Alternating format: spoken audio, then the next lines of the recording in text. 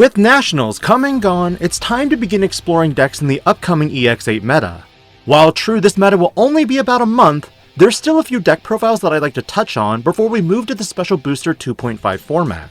The first defender from this set is going to be Gallantmon X, with Bandai releasing the next X Antibody Royal Knight Digimon with the triple color status. Of course this bad boy is probably going to be expensive for a while. And it's not just because this Digimon also has a chase card like Magnamon X. EX8 offers 3 cards that I'm sure players are probably going to be adding to their decks.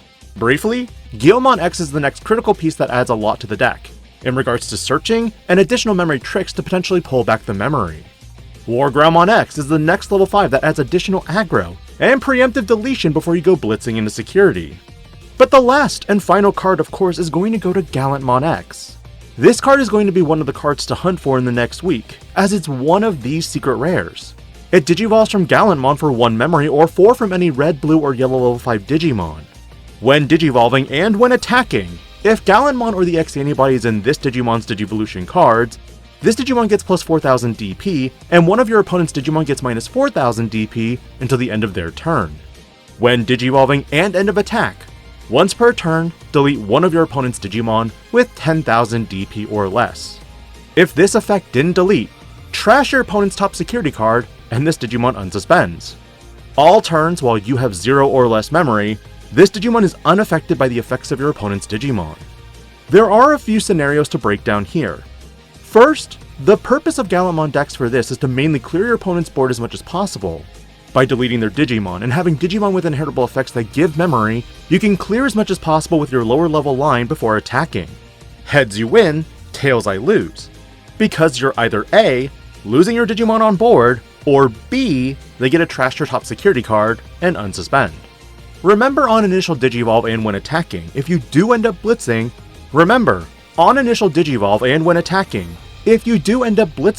you'll get a plus 8000 DP buff and a minus 8000 DP debuff on your opponent's Digimon.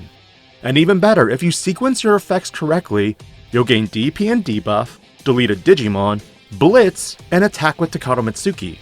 Get another buff and debuff on the board, and assuming no major option cards are hit, you end the turn there. If you weren't able to delete anything, this also means you'll hit security, trash a security, then unsuspend with potentially blocker from another source. Regardless, card effects like Quartzmon or Metal Seedramon, who would normally affect suspending or unsuspending shenanigans, would be irrelevant, because if your memory is 0 or less, you won't be affected. So with this big boss monster making waves in Japan, what are some cards we are missing for the whole deck to come together? It honestly depends on what you want to do. With BT19 being released behind what would have been the norm for Japan, the remaining cards for this set are in Special Booster 2.5. With this Guilmon, you've got a memory gainer at the start of main if you have a Takato Mitsuki or Calumon in play. Inheritable wise, you get more DP deletion based effect buffs. Growlmon offers the ability to play a Takato Mitsuki if you have 1 or less tamers, meaning this card ultimately takes up all the Growlmons from BT12 that could previously cheat one out if you didn't have one in play. Because why settle for 1 play when you could play 2?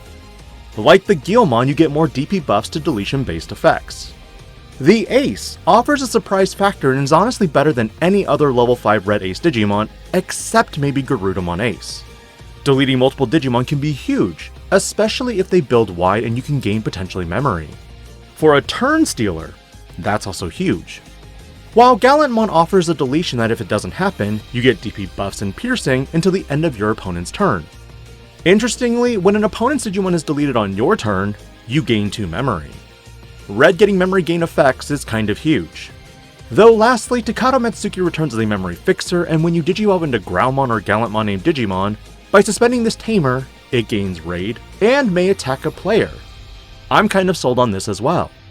But for a general deck that utilizes the X Antibody lines, this new memory fixer Takato, along with the Growlmon, are some of the newer cards you'll be wanting in 1 month. Can you get by with what you have for now? Absolutely. So looking at the deck profile, this is my initial suggestion without fully testing anything. For a standard Gallantmon line, you're probably going to run the Digimon X from EX2. Frankly, EX2 Digimon and Guilmon are the more expensive cards at this point because these sets are hella old. Come on Bandai, please reprint more cards from older sets. Digimon simply draws you a card when you attack if your Digimon has Guilmon, growlmon, or Gallantmon in its name. Super easy and a great way to add more cards. In regards to guilmons, you've got the on-play guilmon that can search for a card with growlmon or Gallantmon in its name, and one Takado Mitsuki. Combine this with Guilmon X and you can have a nice +3, considering Guilmon could be adding a Digimon card in Takado, then Guilmon X could be another draw, and add another Digimon as well and the X antibody option. Talk about advantage here. The last Guilmon provides a warp Digivolution to Gallantmon if your opponent has a level 6 or higher Digimon. Meaning a simple promote, tuck of X antibody, and then evoing into Gallantmon could be just what you need to go into Gallantmon X for some major emotional damage. And of course, a just-in-case Rush Guilmon for another simple chip. Could you exclude this? Absolutely. Growlmons, like I said, you'll want to switch the BT12 ones to the BT19 when they drop, but they'll do for now. I'm also on 2 copies of BT17 Growlmon to fill out the line, and 4 copies of Black Growlmon to add back cards from the trash to hand. X antibody variants? Recycle them? Yes please. With your level 5s, wargrowlmon from BT12 helps potentially reduce the Digivolution cost into level 6.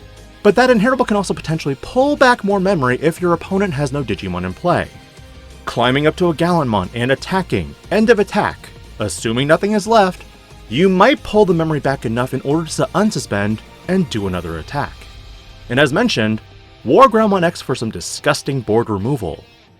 BT13 Gallantmon is a great Hail Mary for ending games, but the real fun here is BT17 Gallantmon who can potentially gain you blocker before you blitz and unsuspend to have an immune body that's super huge and can block. Unless of course, Huankunmon Inheritable is on board. While 3 copies of Gallantmon X are more than enough to either be recycled or found. Gallantmon Crimson Mode Ace for the surprise factor and potential game ender as well, though you could run another top end card here like Blitz Omnimon. Would I? God no. Crimson Mode Ace can be found by everything here and can also be recycled much more efficiently. Option card wise, you run 1 red Scramble because it can play back the Rush Guilmon, or the Guilmon that can search, or even the Guilmon that could warp into Rush Gallantmon and do more emotional damage. While the red memory boosts and offense trainings cover your typical consistency cards. And of course, at least 2 copies of X antibodies. As for Tamers, for now I'm only on 3 copies of Blitz and 2 end of turn Warpers because I'm honestly not feeling the memory fixer from BT12. You could, but BT19 just feels better. Generally, Gallantmon X is going to be the next deck that a lot of players are probably going to jump on. With 2 secret slots named Gallantmon, do not be surprised if certain rares and super rares start moving up, if they haven't already. What are your thoughts on Gallantmon X, and will you be playing it as soon as possible for EX8? Or will you simply be in the waiting room for 1 month before Special Booster 2.5? Let me know your thoughts, and I'll catch you on more content this week. This is Digi-Panda, logging out.